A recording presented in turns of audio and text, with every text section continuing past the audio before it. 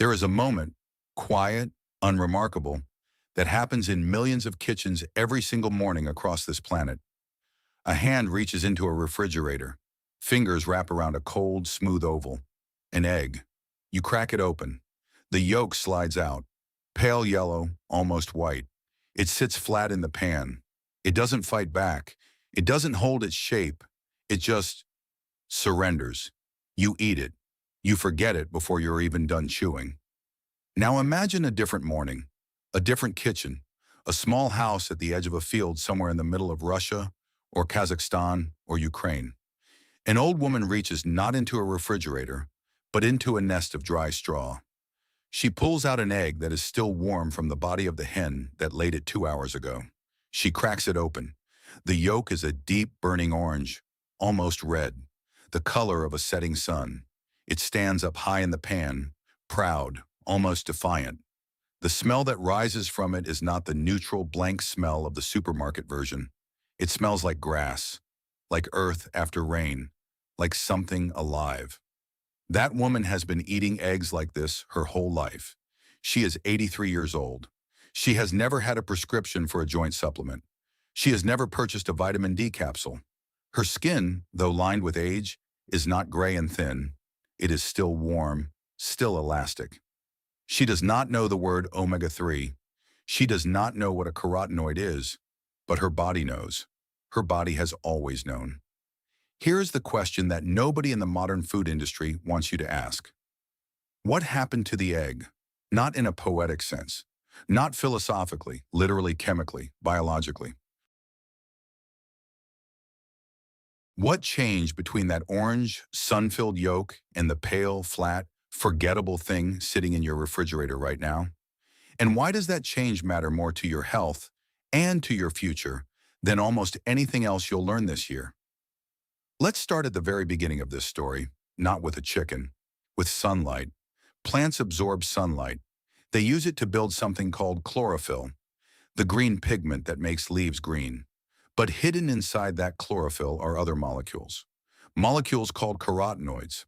These are the yellows and oranges and reds of nature, the color of carrots, of egg yolks, of autumn leaves. When a hen walks through a field, a real field with real grass, she eats those green leaves. Her body breaks down the chlorophyll, and what remains are those carotenoids, those captured fragments of sunlight. Her body takes them and deposits them directly, deliberately, into the yolk of her forming egg. That deep orange yolk is not a quirk. It is not a coincidence. It is biology doing something extraordinary, packaging sunlight into a form that another living creature can eat and use. Carotenoids are powerful antioxidants. They protect cells from damage. They support the immune system. They are building blocks for vitamin A, which the body uses for eyesight, for skin health, for immune function. A hen that lives on grass and insects and open air produces an egg with up to 8 times more vitamin A than a hen that lives in a cage and eats processed feed pellets. 8 times. That is not a small difference. That is the difference between a food and a medicine. But carotenoids are only part of the story. Let's talk about fat, because fat has been one of the most misunderstood and unfairly demonized nutrients of the last 60 years. Inside every egg yolk, there are fats. 2 kinds matter most for our story: omega-6 fatty acids and omega-3 fatty acids. You can think of these two as being in a kind of balance, a seesaw inside your body. When they are roughly equal, your body is calm. Inflammation is controlled. The heart works smoothly. The brain is clear. But when omega-6 goes too high and omega-3 drops too low, that seesaw tips. And a tipped seesaw means chronic inflammation. It means stiffer arteries. It means a brain that doesn't quite work the way it should. The ideal ratio of omega-6 to omega-3 in the human diet is somewhere around 2 or 3 to 1. That's what researchers believe our ancestors ate for hundreds of thousands of years. Now here is where it gets startling.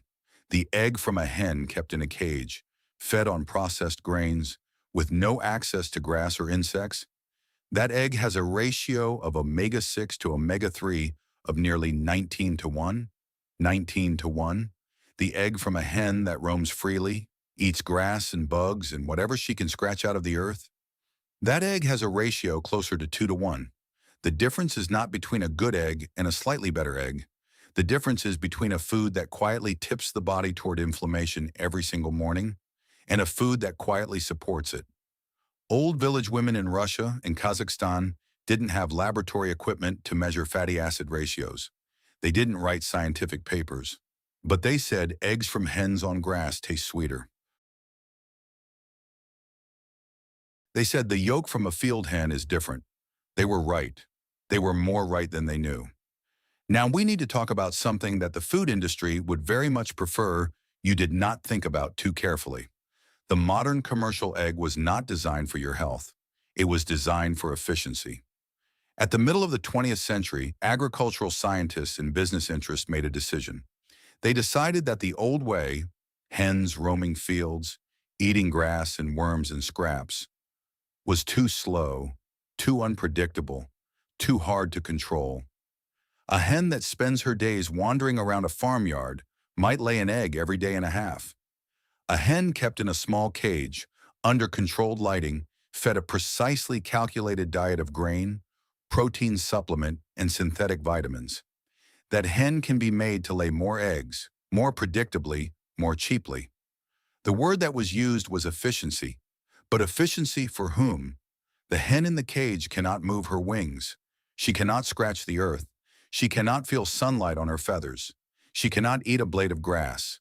Her entire existence is reduced to a single biological function, converting grain into eggs. And here is the cruel irony at the center of this system. To keep those hens alive in those conditions, crowded, stressed, unable to engage in any of the behaviors that their biology is designed for, the industry needs antibiotics. Lots of them. Each commercial hen receives, over the course of her life, doses of antibiotics that no doctor would ever prescribe to a human being over the same time period. Those antibiotics do not just keep infection away, they also destroy something else, the microbiome.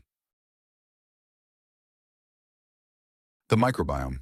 This word has become fashionable in recent years, and like many fashionable words, people use it without really understanding what it means. So let's be precise. Inside the gut of every living creature, including a hen, including you, there is an entire civilization of microorganisms.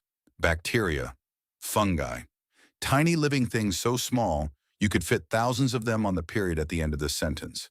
In a healthy hen, there are more than 400 species of bacteria living in her digestive system. They are not passengers, they are workers. They help her digest food. They synthesize vitamins, including the B vitamins that you need for your nervous system and your energy levels. They regulate her immune system. They communicate with her body in a language more ancient than any human language. When a hen walks across soil, real soil, living soil, she picks up microorganisms with every step. She swallows them when she pecks at the ground. Those microorganisms join the community in her gut. Some of them travel further. They influence the chemistry of the egg forming inside her. This is why a village grandmother could say, without any scientific training, a real egg smells like childhood, because a real egg carries within it the living memory of a living ecosystem. The soil, the grass, the insects, the air, the rain. A factory egg smells like nothing, because nothing living was allowed to participate in its creation. In 1982, researchers at a veterinary institute in the city of Vitebsk conducted a quiet experiment. They divided a flock of hens into two groups. One group received ordinary grain. The other group received something that the researchers had found in old farming manuals from the 1920s. Fermented hay water. The recipe was simple. A bucket of dry hay, warm water, a spoonful of rye flour, left to ferment for 2 days. The result was a living, probiotic-rich liquid teeming with beneficial bacteria. The results of the experiment were striking. The hens that drank the fermented hay water laid 19% more eggs. Their respiratory illnesses dropped to almost zero. Their yolks were darker. Their shells were harder. The research was published. And then it was quietly forgotten. Because you cannot patent a bucket of hay in warm water. You cannot build a corporation around rye flour and thyme, but you can build a corporation around a bag of processed feed with a colorful logo. And that is exactly what happened. Here is what matters most at the end of this first part of our story. The orange yolk is not nostalgia. It is not romanticism. It is not the wishful thinking of people who want to believe the old ways were better just because they were old. The orange yolk is chemistry. It is the direct, measurable, documented result of a hen living the life she was biologically designed to live. Sunlight falls on grass. Grass captures it as chlorophyll and carotenoids.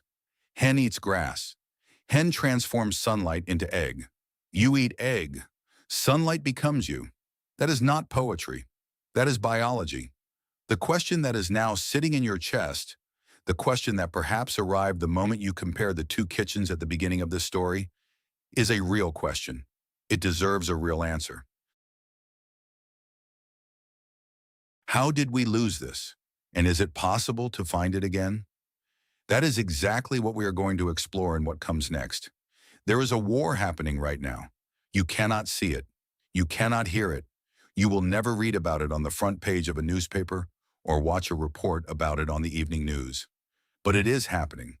Beneath the floors of every factory farm, inside every sealed plastic bag of processed feed, in the boardrooms of agricultural corporations that span more countries than most empires ever did. It is a war against something so small that a single human hair is wider than 10,000 of its soldiers lined up side by side. It is a war against bacteria. And the tragedy, the deep, quiet, almost unforgivable tragedy, is that the side that is losing this war is not the bacteria. It is us. To understand how this war began, you have to go back not to a battlefield, but to a moment of genuine scientific triumph. In the middle of the 20th century, humanity discovered antibiotics. It was one of the greatest achievements in the history of medicine.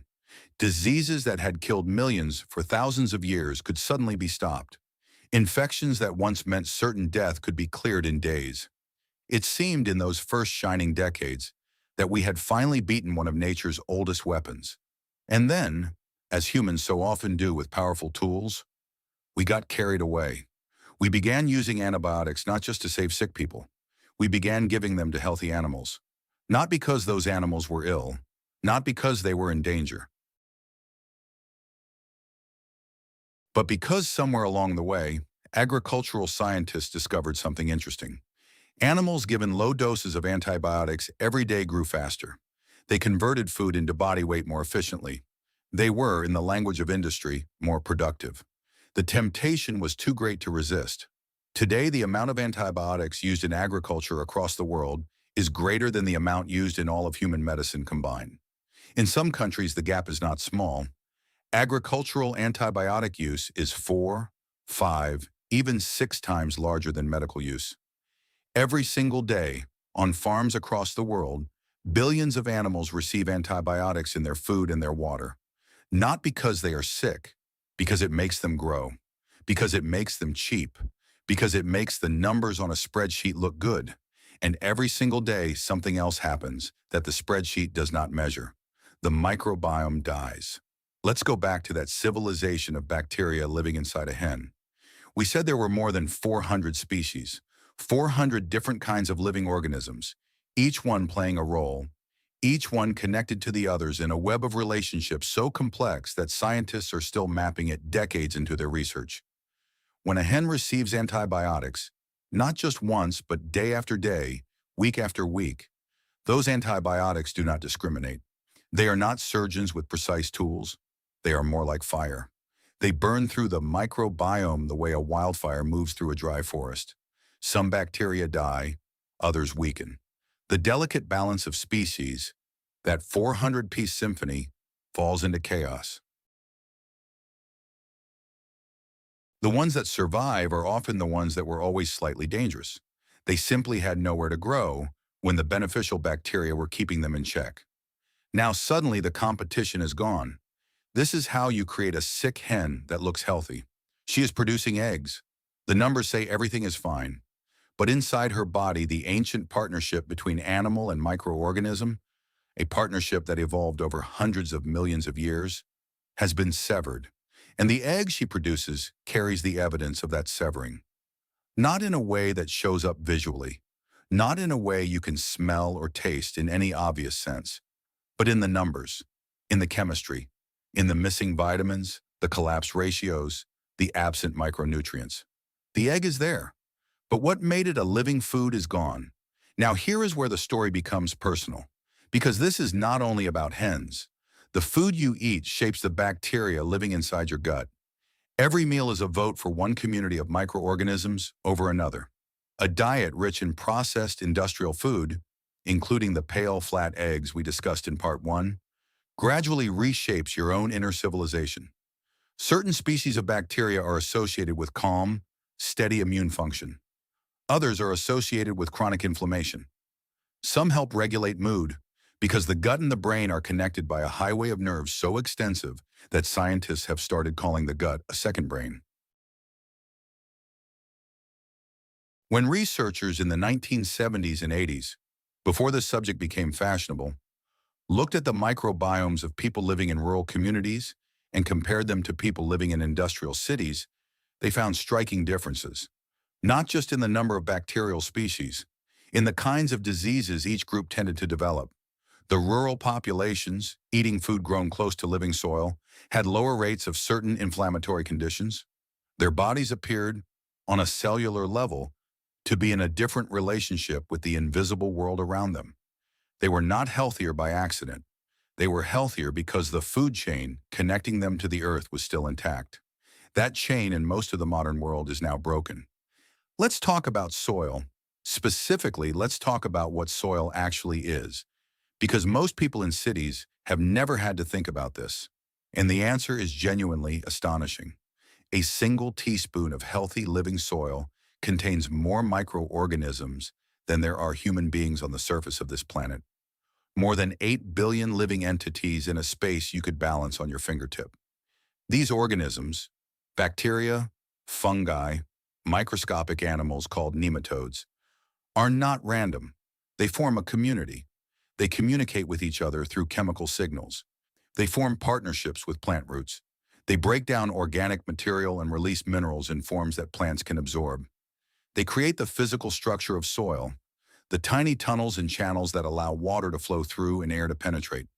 Living soil is not a backdrop for agriculture. It is agriculture. Everything that grows depends on it. A hen walking across living soil is not just taking a walk. She is having a conversation. Her feet disturb the surface, letting air in. Her droppings add nitrogen and organic matter. Her beak turns over the top layer, mixing it, aerating it. She eats the organisms living in the soil, the worms, the beetles, the larvae, and her own waste then feeds the organisms she did not eat. She is participating in a cycle that runs in one direction, toward life, toward more complexity, toward more abundance. A hen in a cage standing on wire mesh above a concrete floor participates in nothing. She takes. The system gives nothing back. And over time, as the soil beneath the cage systems is saturated with waste that nothing is equipped to break down, the land itself begins to die. In the 1970s in Siberia, a group of agricultural researchers at a university in Tomsk built an experiment that has haunted me since I first read about it. They constructed a small hen house for 200 birds, but they designed it differently from any commercial facility of the era. Instead of removing waste, they allowed it to accumulate, but they managed it carefully. They added hay. They turned it with pitchforks. They mixed in ash from the farm's wood stove. They let the material ferment.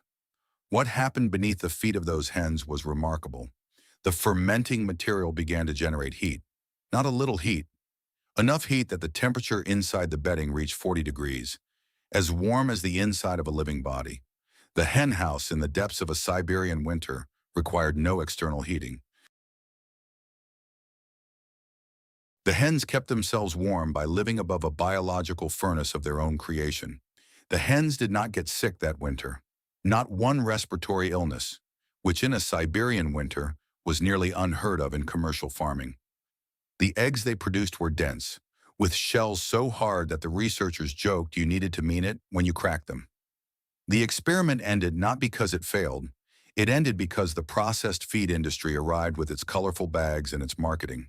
The university received funding from new commercial partners. The old experiment was quietly set aside, but the data remained. And years later, when microbiologists looked at samples taken from that fermented bedding, they found concentrations of beneficial lactobacillus bacteria, the same family of organisms found in yogurt and fermented foods, 15 times higher than in any commercially sterilized poultry facility they had ever tested. 15 times. The old people who built hen houses on raised wooden platforms, who let the litter ferment, who talked about the importance of the smell of a good hen house, they were not being sentimental. They were, without knowing the vocabulary, describing microbiology. Let's make this concrete.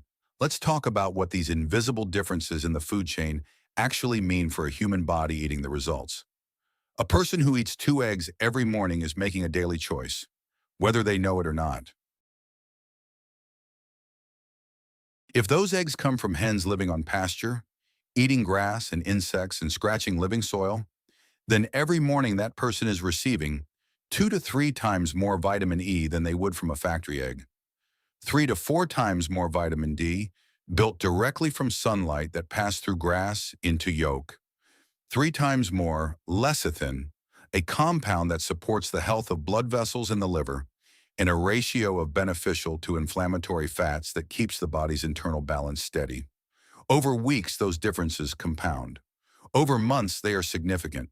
Over years and decades, over the course of a life, they may represent the difference between a body that slowly stiffens and inflames and a body that moves through old age with something approaching grace. This is not a dramatic claim. It is arithmetic. Daily inputs multiplied by time. The women in the Russian villages who lived into their 80s and 90s with clear skin and mobile joints and steady hands, they did not have a secret. They had a system, a food chain that was still connected to living soil, living microorganisms, and living sunlight. The system produced them, and they trusted it without needing to analyze it. But here is the part of the story that carries genuine urgency.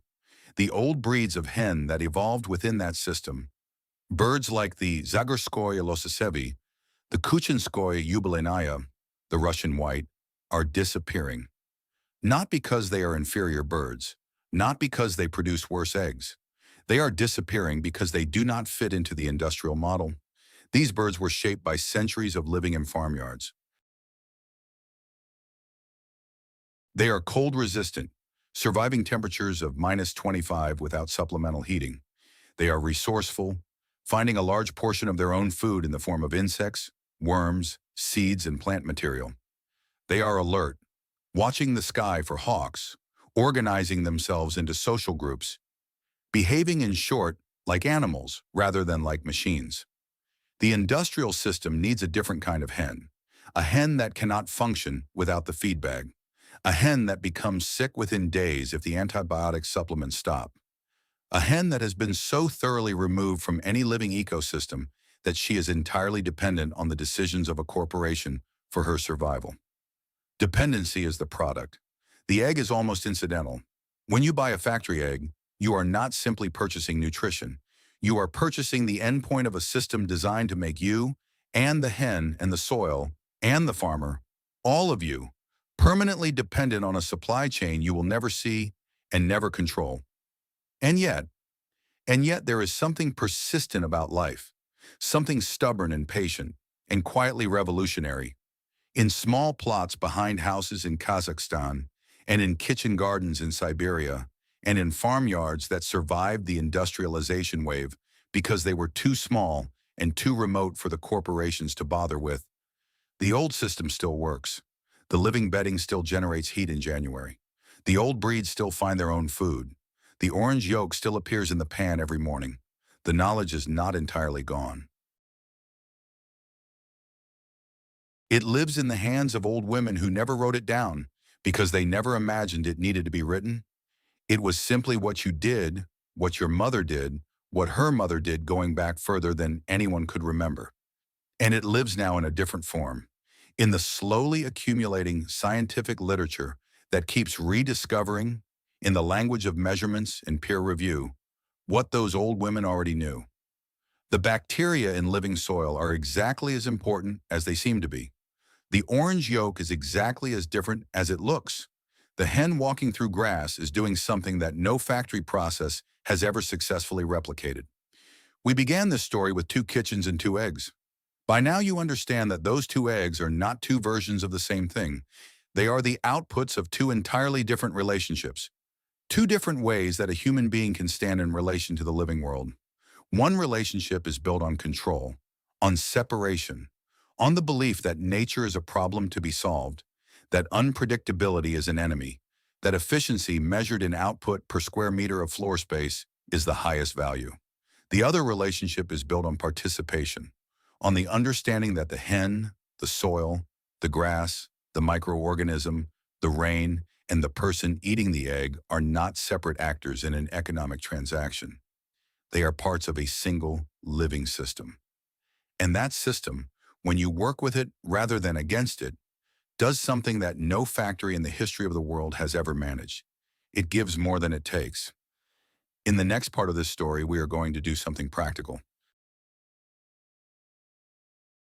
We are going to walk through exactly how that system works, from the ground up, from the first blade of grass to the last crumb of shell. We are going to see how a small yard, a handful of hens, and a willingness to pay attention can close a loop that industrialization spent 60 years trying to break open. Because the most important thing about this story is not the past. It is the morning that is coming, the one where your hand reaches for an egg, and what it finds has the color of a setting sun. There is a moment that every person who has ever grown something, a tomato, a handful of herbs, a single potato in a bucket on a balcony, knows intimately. It is not the moment of harvest. It is not the first bite. It is the moment, quiet and almost embarrassingly ordinary, when you realize that the thing is growing, that you did not make it grow. You did not build it or assemble it or manufacture it. You simply created a condition, soil, water, a little warmth, and life did the rest. That moment contains something that no amount of intellectual understanding can fully prepare you for. It contains the shock of remembering that you are not separate from nature. You are in it. You were always in it. You simply forgot. This third part of our story is about that remembering. But it is not romantic. It is not vague. It is specific and practical and grounded in something that farmers in the coldest, driest, most demanding landscapes on Earth figured out long before any university existed to give them a certificate for knowing it. It is about how to build a living machine, a system that does not consume, but cycles, a system that does not deplete, but generates. A system where a hen, a handful of worms, a pile of kitchen scraps, and a patch of ground create something together that none of them could create alone. Let's build it from the ground up. Start with 10 hens, not 100, not 1,000. 10. 10 hens is a number a single person can know individually. You can notice when one is moving differently.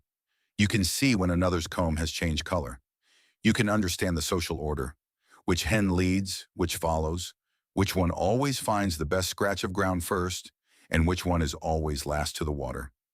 This matters more than it sounds, because a system you can observe is a system you can understand, and a system you understand is a system you can improve. 10 hens in a year will produce somewhere between 1,200 and 1,800 eggs. Depending on the breed, the season, the quality of what they eat. That is more eggs than most families can eat. It is enough to share, to trade, to give away. But here is the number that almost nobody talks about. Those 10 hens, over the course of a year, will also produce roughly 150 kilograms of manure. Most people, when they hear this, think problem. The living machine thinks fuel. Let's talk about what manure actually is. Because like soil, like bacteria, like almost everything we have discussed in this series, it is something that the modern world has been trained to see as waste and that nature sees as the beginning of abundance. Manure is nitrogen. It is phosphorus. It is potassium. It is the exact set of minerals that plant roots are searching for every moment of every day. But raw manure applied directly to soil can burn roots. It can overwhelm the system. It needs to be transformed first, processed by the same invisible civilization of bacteria and fungi that we have talked about throughout this story. This transformation is called composting. And in the living machine, it happens not in a separate pile somewhere. It happens beneath the hen's feet, continuously, every single day. This is the ancient technology that those researchers in Tomsk rediscovered in the 1970s. The technology that old farming manuals described without calling it a technology because it was simply what you did. You build the floor of the hen house not from concrete, never concrete, but from earth. On top of the earth, you lay a deep layer of bedding. Straw works, dry leaves work, hay works. The key is depth, at least 30 centimeters. The deeper, the better. You do not clean this bedding out, not weekly, not monthly. You manage it. Every few days, you add a thin layer of fresh, dry material on top. When the surface begins to look packed down, you turn it with a pitchfork, mixing the layers, letting air in. Once a week, you add a scattering of wood ash, just a thin dusting, like a light snowfall across the surface. And then you leave it alone. Because what happens next requires no human intervention. The bacteria begin to work. Deep in the lower layers of that bedding, in the darkness and warmth and moisture, an ancient process starts to run. Bacteria begin consuming the organic material, the manure, the fallen feathers, the bits of food the hens dropped, the dead insects. As they consume, they generate heat, not a little heat. Enough heat that if you push your hand down into the lower layers of a properly managed deep bedding in the middle of January, you will pull it out warmer than when you put it in. This is the biological furnace. This is how a well-built hen house in Kazakhstan stays above freezing without electricity, without heating coils, without any external energy input. The hens sleep above a living heat source. Their feet, when they walk across the bedding during the day, absorb beneficial bacteria through the skin. Their respiratory system, breathing the air just above that active microbial layer, encounters a population of microorganisms that help tune their immune systems. And the ash, that thin weekly scattering that seems almost ceremonial, is doing something very specific. It is adjusting the pH of the surface layer, creating conditions that favor the beneficial lactobacillus bacteria over the potentially harmful ones. It is providing calcium for the hens who peck at it, and it is suppressing the mites and parasites that thrive in damp, acidic conditions. The old farmers who did this did not know the word pH. They did not know what lactobacillus was. But they knew that the hen house with ash smelled right, that the chickens in it thrived, that the eggs from it were hard-shelled and rich. They knew because they were paying attention, because they were in relationship with the system, because they were not managing it from a distance through a formula. They were living alongside it. Now let's follow the cycle one step further. After several months, that deep bedding has transformed. The bottom layers are no longer straw and manure. They are something dark and crumbly and sweet-smelling, something that gardeners will recognize immediately. Compost, rich, living, microbially active compost, the single most valuable thing you can add to garden soil. You take that compost and you spread it on your growing beds.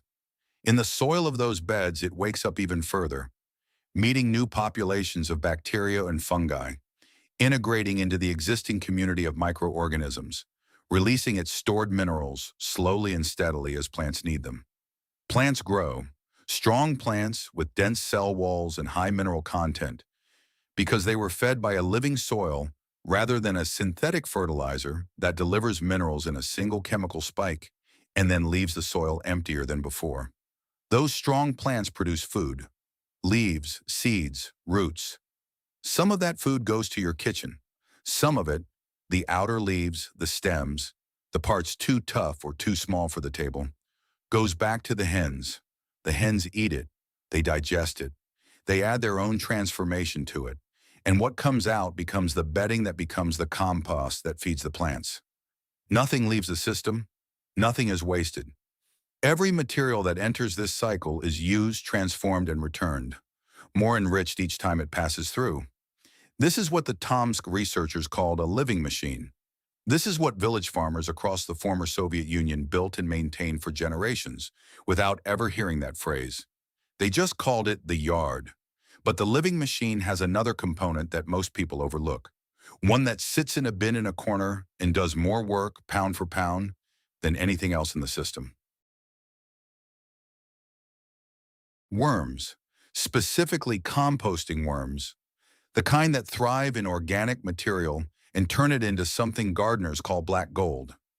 Here is what a worm does that is almost impossible to believe until you see it. A single kilogram of composting worms, roughly 1,000 individuals, can process half a kilogram of organic material every single day.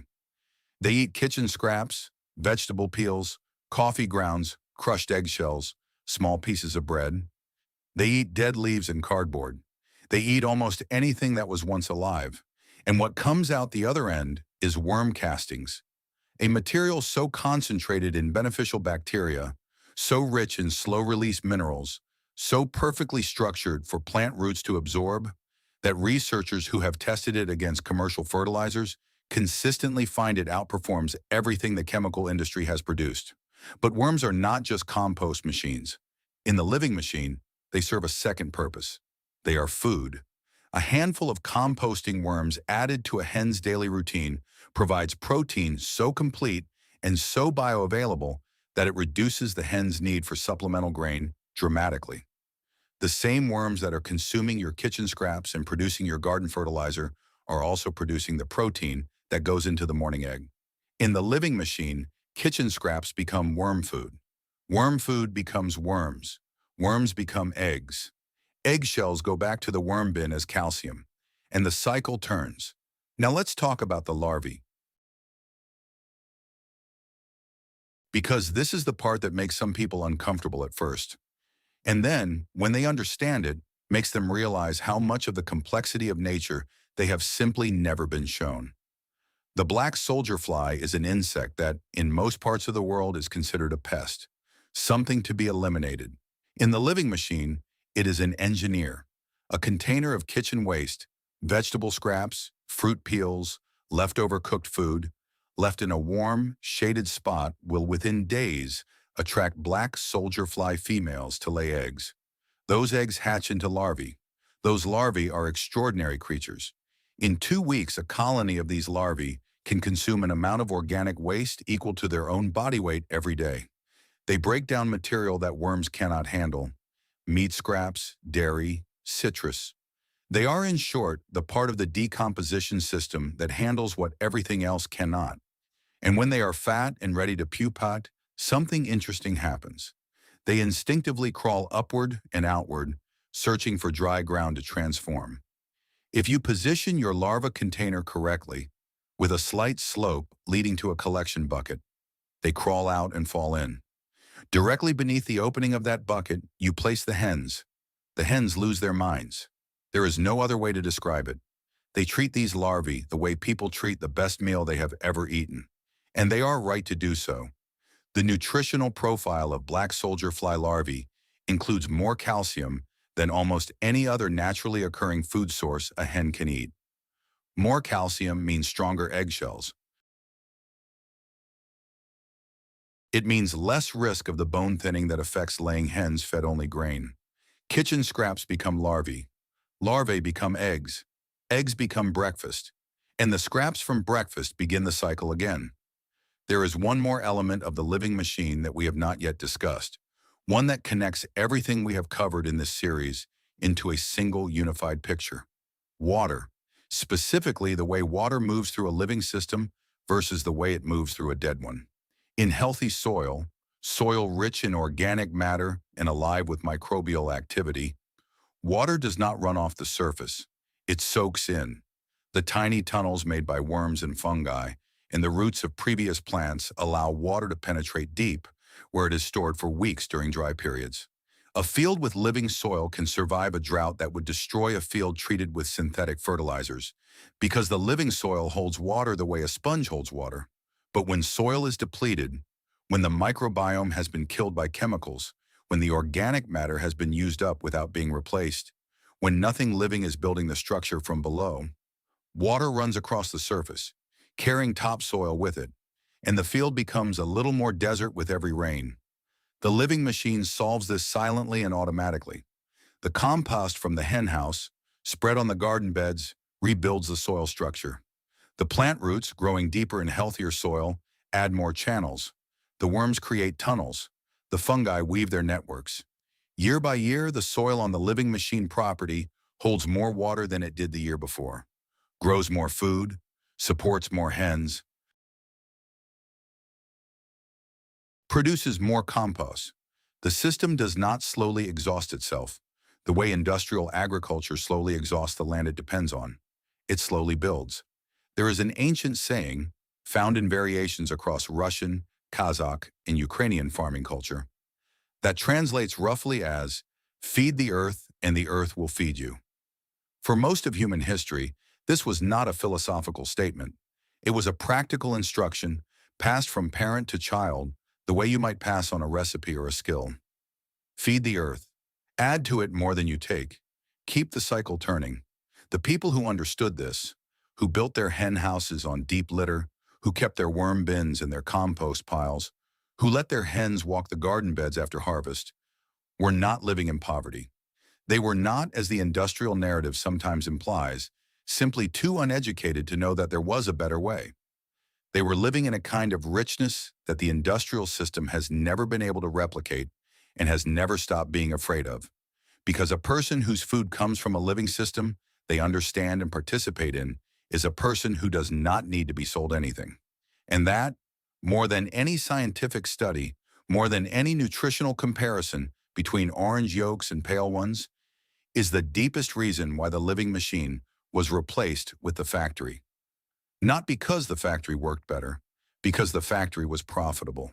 And the living machine, by its very nature, puts profit in the wrong hands. You began this series in a kitchen, holding a cold, pale egg.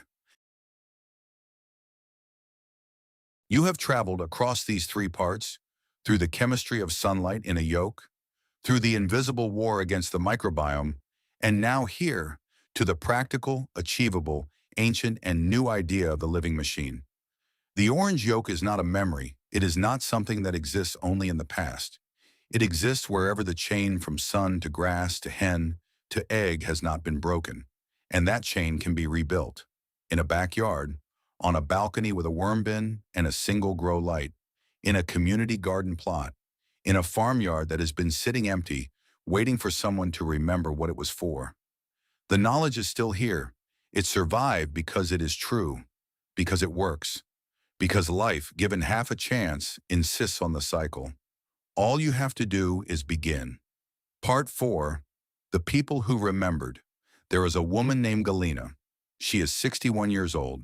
She lives in a small house on the edge of a town in the Altai region of Russia. One of those places that exists on maps, but not in the imagination of anyone who has never been there. A town with one main road, one small market, a few hundred families, and a sky so wide and so full of stars at night that city people, when they visit, sometimes just stop walking and stand still with their mouths open.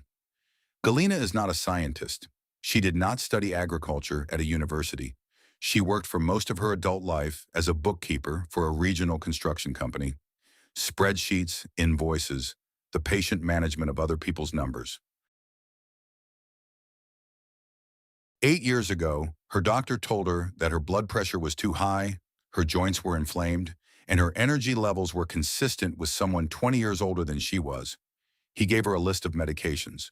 She filled the prescriptions, she took the pills, and then, in the spring of that same year, something happened that had nothing to do with medicine. Her neighbor gave her 3 hens. The neighbor was an old man named Pavel, 80 years old, still moving slowly but steadily around a yard that he had tended for 50 years. He was giving up his flock because his hands had become too stiff to manage the morning routine, and he wanted the birds to go somewhere they would be properly kept. He handed Galina the 3 hens and, almost as an afterthought, began to talk. He talked for 4 hours. He talked about the deep litter, how to build it, how to manage it, how to read it by smell and color, and the way the hens' feet moved through it. He talked about the ash. He talked about the hay water that his mother used to ferment in a clay pot and give to the flock through the winter months. He talked about the breeds his grandfather had kept, birds that knew how to find food under snow, that called out specific sounds for different kinds of threat, that organized their own social structure with a complexity that he clearly found more interesting than most human institutions.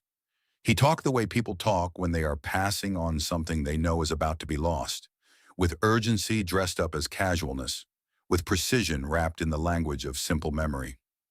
Galina listened. She took notes on the back of an old receipt. She went home and looked at her 3 hens and understood that she had been given not just birds but a doorway. She walked through it. Within the first year, her garden changed, not dramatically, not overnight, but in the way that living systems change, gradually, persistently, in the direction of more. The beds that received compost from the hen house produced vegetables that tasted different. Not in a way she could describe precisely at first. Denser, she said, fuller. Like there was more of the vegetable in the vegetable, if that makes sense. Her tomatoes that year had walls so thick that when she sliced them, they held their shape like firm fruit rather than collapsing into juice. Her potatoes stored through winter without going soft. Her cucumbers, which had always been slightly bitter in previous years, were sweet. She started keeping a notebook, not the old receipt anymore, but a real notebook, bought specifically for this purpose. She recorded what she fed the hens each day. She recorded the color of the yolks. She recorded what she added to the bedding and when. She recorded which plants grew near the edges of the garden where the hens were allowed to walk, and how those plants compared to the ones in the center. She was, without knowing the formal term for it, conducting an experiment, and the experiment was telling her something she had not expected. The system was not just sustaining itself, it was improving. Each season, the soil was slightly darker than the season before. Each year, the vegetables were slightly better. Each winter, the hens, whose flock she had expanded from 3 to 9, seemed to move through the cold with slightly more ease. The system was learning, growing more capable, becoming, in some way that she struggled to articulate, smarter. Now let's go somewhere very different. Let's go to a village in the northern part of Kazakhstan, not far from the city of Ust-Kamenogorsk, in a region where winter arrives in October and does not leave until April, where temperatures drop to -30 and the wind comes across the steppe like something with intention. This is not a landscape that forgives carelessness. A man named Beksat lives here. He is 44 years old. He grew up in this village, left for the city at 18 to study engineering, spent 15 years working in the construction industry, and then, during a period of economic difficulty that many families in the region experienced, came back. He came back to a house that had been empty for 6 years, a yard that had gone wild, a small plot of land that had not been worked in a decade. He came back with his wife and 2 children and a level of practical knowledge about farming that he honestly describes as close to zero. What he did have was an engineering mind, a habit of looking at systems and asking, where does the energy come from? Where does it go? And how can the losses be reduced? He spent his first winter reading, not agricultural textbooks, though he read some of those too. He read old Soviet-era farming journals that he found in boxes in the village library, publications from the 1950s, 60s, 70s, reports from agricultural research institutes, field notes from collective farm managers. He was looking for a pattern. He found it in the same place that the Tomsk researchers had found it, that Galina's neighbor Pavel had learned it, that farming communities across this part of the world had discovered and rediscovered across centuries. The pattern was the cycle. Every successful system he read about, every farming approach that had sustained itself across decades without external inputs, without purchased fertilizers, without dependence on outside supply chains, was organized around the same basic principle. Nothing leaves the system. Everything that comes in, moves through, and comes out is recaptured and put back in. Manure becomes compost. Compost becomes soil. Soil becomes plants. Plants become food and animal feed. Animals become manure. The circle closes. The circle turns. The system deepens. He spent his second spring building the living machine. Becksat's version of the system reflects his engineering background. He approached the hen house the way he would approach a construction project, with drawings, with measurements, with specific attention to airflow, insulation, and the physics of heat retention. He oriented the hen house facing south, with the main window on the south wall to capture maximum winter sunlight. He insulated the north and west walls, the direction the worst wind came from, with a layer of straw bales, then covered those with wooden boards.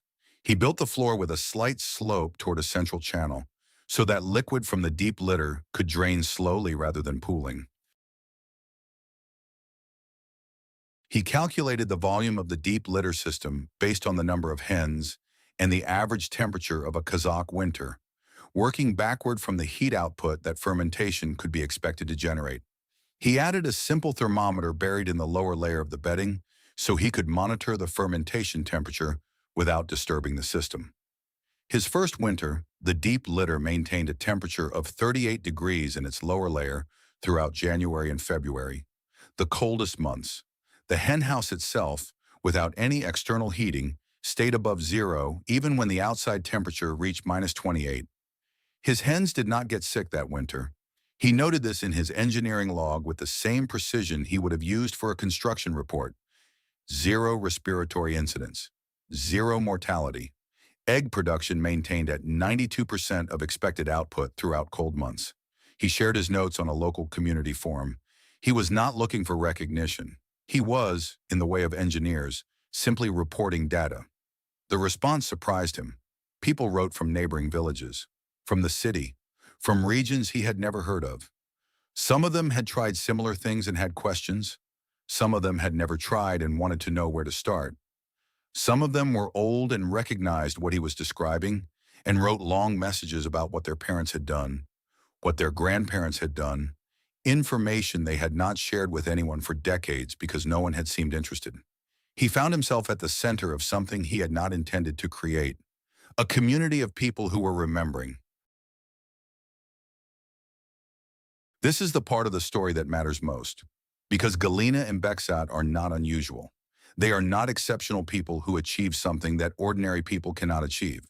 They are ordinary people who made a decision that turned out to be less about chickens and gardens and more about a fundamental question, the question of dependency. Modern life is built on dependency in a way that is so complete, so total, so thoroughly normalized that most people have stopped noticing it. You depend on a supply chain you cannot see, managed by people you will never meet, using methods you were never told about, to deliver food whose full history you have no access to. You depend on pharmaceutical systems for the health that your food, if it were different, might have helped maintain. You depend on energy systems, distribution systems, financial systems, layers upon layers of infrastructure, each one necessary for the next, none of which you control or fully understand. This is not an argument for isolation. It is not a claim that modern infrastructure is bad. Roads are good. Hospitals are good. The ability to communicate across distances instantly is genuinely wonderful. But somewhere in the accumulation of all that infrastructure, something was lost. The knowledge of how to close a loop, the knowledge that an egg does not have to begin in a factory, that soil does not have to be fed chemicals to produce food, that a hen is not a machine requiring industrial inputs.